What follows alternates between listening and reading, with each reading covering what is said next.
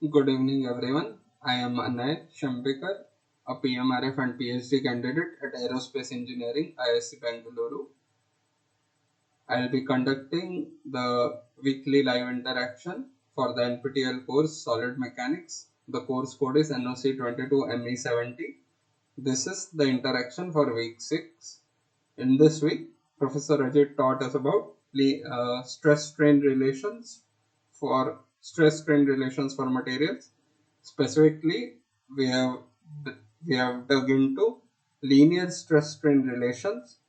We saw what advantages major and minor symmetry gave us to reduce a lot of independent constants, say like specifically 81, and bring them down right up to 21 in a linear material. We also saw relations for isotropic materials, and yeah, we briefly touched upon some other materials as well as the relations between bulk modulus, shear modulus, Young's modulus, and Poisson's ratio. With that in mind, we'll start this week's problem set. Problem number 1. Which of the following statements hold true? The compliance matrix is obtained as the transfer. So, okay, all three options are talking about compliance matrix and stiffness matrix. So, if you remember, the stiffness matrix is used to relate state of stress to state of strain for a given material. So, stress with strain. So, sigma is equal to C of epsilon. This is your stiffness matrix. C is your stiffness matrix. Whereas the compliance matrix goes the other way around. That given a particular stress sigma, we want to calculate strain epsilon, and they are related by the matrix, compliance matrix D. So straight off the bat, we can see that sigma is equal to C epsilon, but epsilon is nothing but D times sigma. So you have C into D times sigma. We also say that epsilon is nothing but D times sigma, which is nothing but D times C times epsilon, which is nothing but D times C times epsilon. So from these two relations, we can see that D into C and C into D act as identity matrix.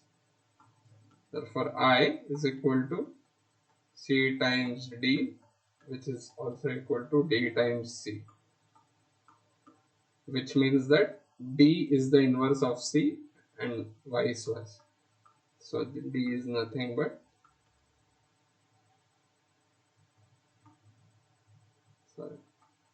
inverse of C.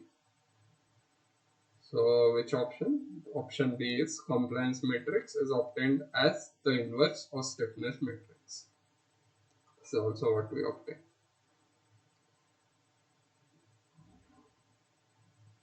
Problem number 2. For the stiffness tensor Cij if we apply only major symmetry, how many independent components will be left with us? So in major symmetry, what we do is replace Cij with a different C tilde ijk is equal to half of Cij the C Klij, and now we use this as our stiffness tensor. Right off the bat, you can see that if we use this as the stiffness tensor, Cij is same as Cklij, which means that C is invariant to the exchange operation Ij exchanged with Kl. So what does this mean? We know that ij and kl both have 9 pairs, 9 independent pairs. Ij and kl we can have 9 independent pairs, right? Therefore, what we could do is write sigma is a 9 cross 1 matrix, C ij kl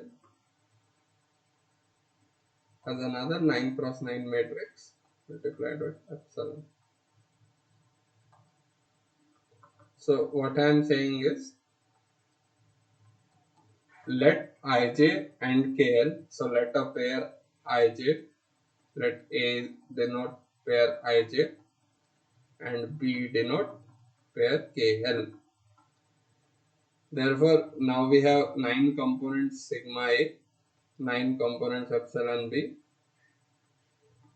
and which means that we have 9 into 9, 81 components CAB. So far it's the same, but there is one crucial thing. We know that CIJKL is same as CKLIJ, which means that CAB is equal to CBA. Therefore, C transpose is nothing but C, which means that our C matrix, so which means that our, sorry, the notations, which means that our C matrix after major symmetry is the C matrix, the 9 cross 9 C matrix is in itself becomes symmetric. And if you have like 81 and if you have a 9 cross 9 matrix which is symmetric, it means that you end up with 9 diagonal components, 9 diagonal plus 72 of diagonal, but they are symmetric, so only half of them we need to consider. 72 by 2, which is nothing but 36. This gives you 45 independent constants. So if we have a stiffness tensor and we apply only major symmetry, we can interchange pairs ij with kl, and since they are 9 in 9 pairs, what we next do is assign each of this pair as one different variable, say a and b. Therefore, your sigma stress matrix goes from a 3 cross 3 matrix to a 9 cross 1 9 cross 1 vector with component sigma a. Your epsilon, which is the strain matrix, which is a 3 cross 3 strain matrix, also goes to a 9 cross 1 vector with component epsilon b, and your stiffness component with becomes CAB. What we see that your CAB is nothing but equal to CBA because of a major symmetry. Therefore, your CAB, which was the 9 cross 9 matrix, is symmetric, that is C transpose is nothing but C. And if your 9 cross 9 matrix is symmetric, then you have 9 independent, you can have 9 independent diagonal terms, and the off diagonal terms, you like only half of them are independent, say like the upper triangular half. So 72 off diagonal terms by 2 is 36, so 9 plus 36 is nothing but 45. So total you end up with 45 independent components if we only apply major symmetry.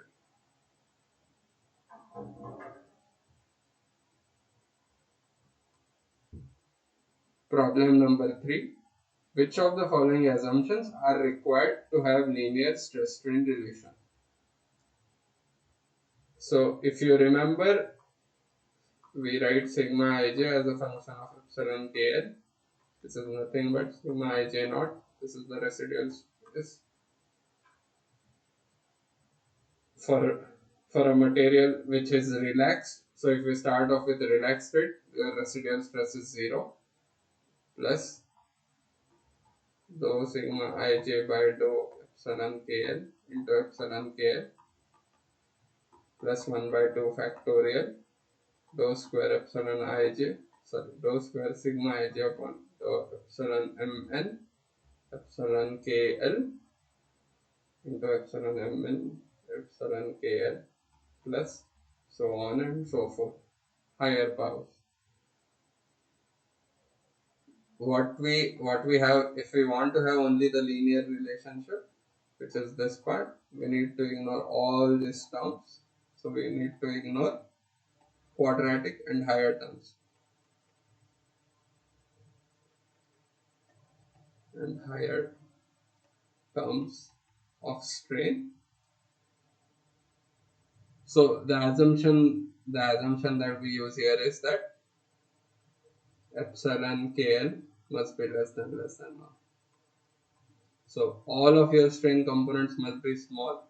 If this is our assumption. If we assume this, then we can ignore epsilon mn into epsilon kl to be approximately 0, as well as any other higher order terms. Okay.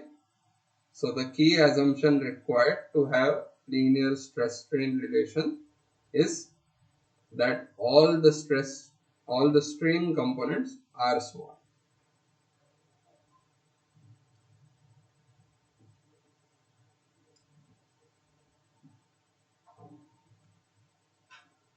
Okay. Problem number 4. A material obeying linear stress strain relations can have following number of distinct material constants. So linear stress strain relation means sigma ij is Cij kl epsilon kl. This is your linear stress strain relation. What we have is, first we apply the minor symmetry. So Cij can currently have 3 raised to 4 equal to 81 components, 81 independent constants. As soon as you apply minor symmetry, this means that Cijkl is equal to Cjikl and Cijkl is equal toCijlk. As soon as you apply this, you end up with 6 into 6 equal to 36 independent components. And next, as you apply major symmetry, we see that Cijkl is nothing but Klij. Therefore, you end up with 21 independent material constants. So for any material which obeys linear stress strain relations, we can have a maximum of 21 independent material constants. So we are given that our material obeys linear stress strain relations. So it can have either 20 or 21 or 19, because they are all less than or equal to 20.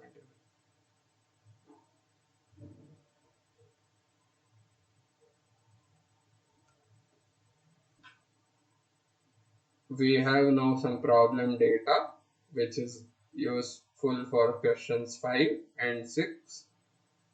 A material X is formed by engraving two distinct families of fibers which are perpendicular to each other in an isotropic material. Okay.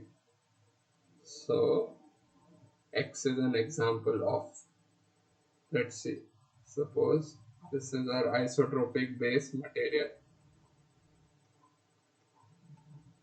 and these are the two perpendicular fibers distinctly put. So suppose this direction is n1, this direction is n2, then fiber aligned along n1 is fiber 1, and fiber aligned along n2 is fiber 2.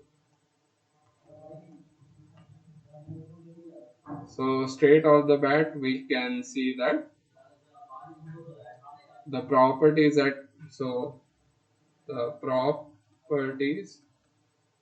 the properties along n1 are not equal to properties along n2. Both are two different fibers, and property along n1 is also not equal to properties along n3. So n3 I am defining as the direction coming out of plane. This is n3. So along n3 there is no fiber. So along N3 you only have isotropic material. So property along N1 and N2 are distinct, N1 and N3 are distinct, as well as N2 and N3 are also distinct. So you have three perpendicular directions, N1, N2 and N3. Three perpendicular directions, N1, N2 and N3, and along all three directions you have three different properties. This is a classic example of orthotropic material. So X is an example of orthotropic material. Okay, problem number 6. The number of independent material constants for material X is. So we have seen this. We write let epsilon 1 is equal to 1 by 1 times. We write the Hooke's law for this material X. So I just draw. This is X. This is N1. This is N2 equal to E2. N1 equal to E1. So fibers are aligned along N1 and N2 and finally N3. Using 3D Hooke's law of elasticity, we have epsilon 1 is 1 by E1 times 1 minus 1 2 sigma 2 2 minus nu 1 3 sigma 3 3. Epsilon 2 2 is 1 by E2 times sigma 2 2 minus nu 2 1 sigma 1 1 minus nu times 2 3 sigma 3 3. Epsilon 3 3 is 1 by 3 times sigma 3 3 minus nu 3 1 sigma 1 1 minus nu 3 2 sigma 2 2. So even if the material is orthotropic,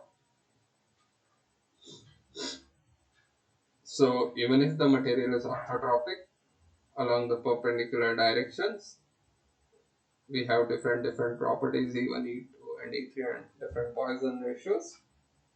However, there is still no coupling between tensile stress strain and shear stress strain. So it still doesn't have a coupling between shear and tension. There is no it still doesn't have that coupling. So we are not going. If we write gamma 2 3 is equal to tau 2 3 by g 2 3, gamma 1 3 is gamma 1 3 is tau 1 3 by g 1 3, and gamma 1 2 is tau 1 2 by g 1 2. So if we write this 3D law, so if we write these 6 equations in Voigt's notation, in a matrix form, in Voigt's notation, we end up with epsilon 1 1, epsilon 2 2, epsilon 3 3, gamma 2 3, gamma 1 3, gamma 1 2. So you have a 6 cross 6 compliance matrix. So you have like 1 by E1 minus nu 1 2 by E1 minus nu 1 3 by E1 minus nu 2 1 by E2 1 by E2 minus nu 2 3 by E2 minus nu 3 1 by E3 minus nu 3 2 by E3 1 by E3 0 0 0 0 0 0 0 0 0 0 0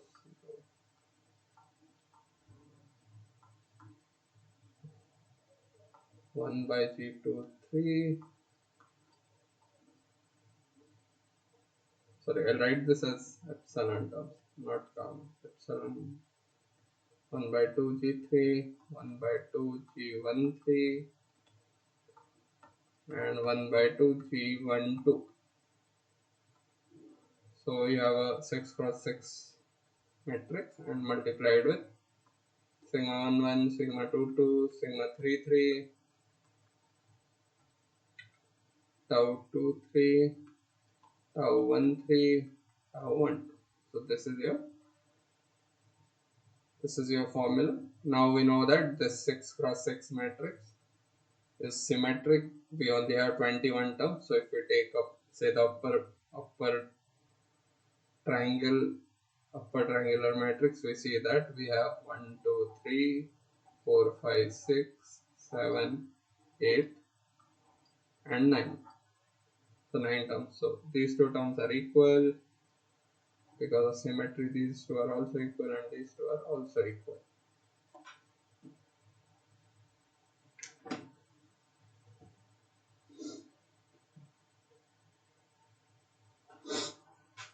So this is our equation for the orthotropic material. As you can see, there are total of 9 independent material constants.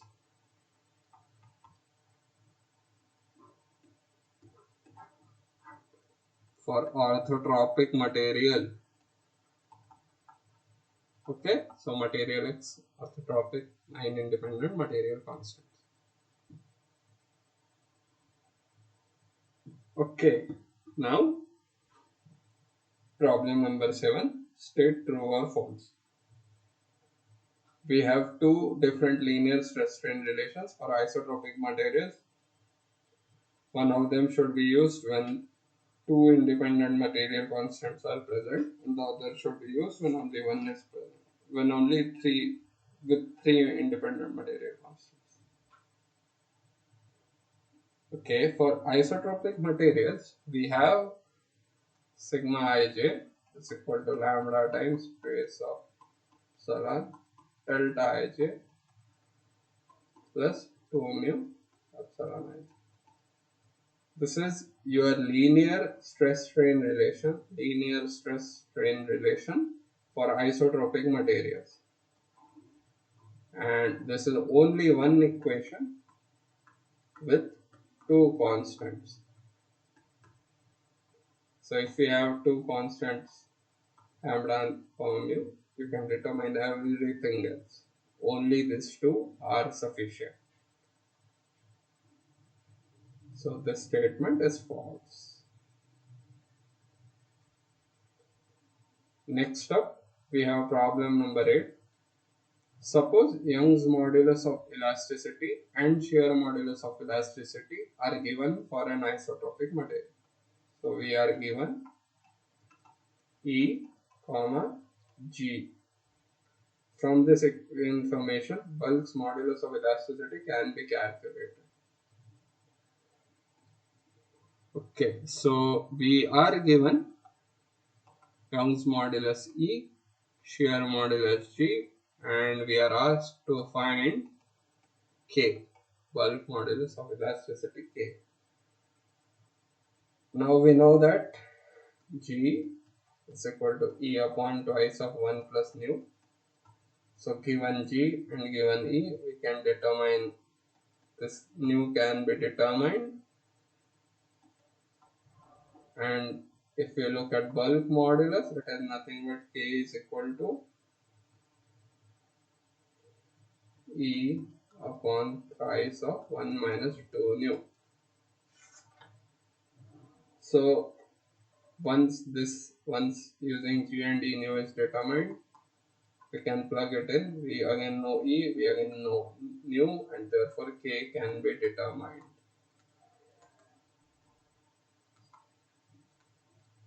So obviously, so this given statement is true. You can, if you want, you can also look into finding out the exact formula K as a function of E comma G. You can also do that. Bypass nu. Okay, the problem number 9. The theoretical lower limit for Poisson's ratio is -1. Which of the below information is used to obtain this limit? We start off with our shear modulus equation. G is equal to E upon twice of 1 plus nu. Therefore 1 plus nu is nothing but E by 2G. Now we know that E is positive, G should also be positive.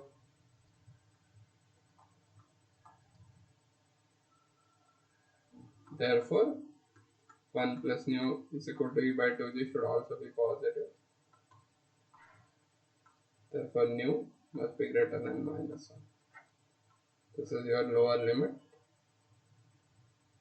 The information that we have used to obtain this limit is shear modulus of elasticity G and Young's modulus of elasticity E are both positive quantities.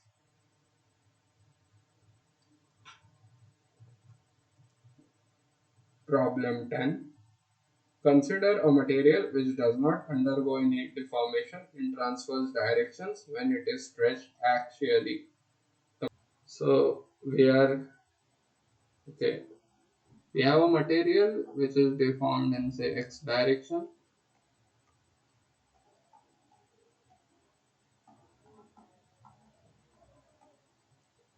So epsilon xx is non-zero, but epsilon yy is 0. Now, if you remember the definition of Poisson's ratio, it's nothing but negative of lateral strain upon longitudinal strain. So it accounts for contraction provided some deformation is done along one direction. It accounts for the lateral contraction.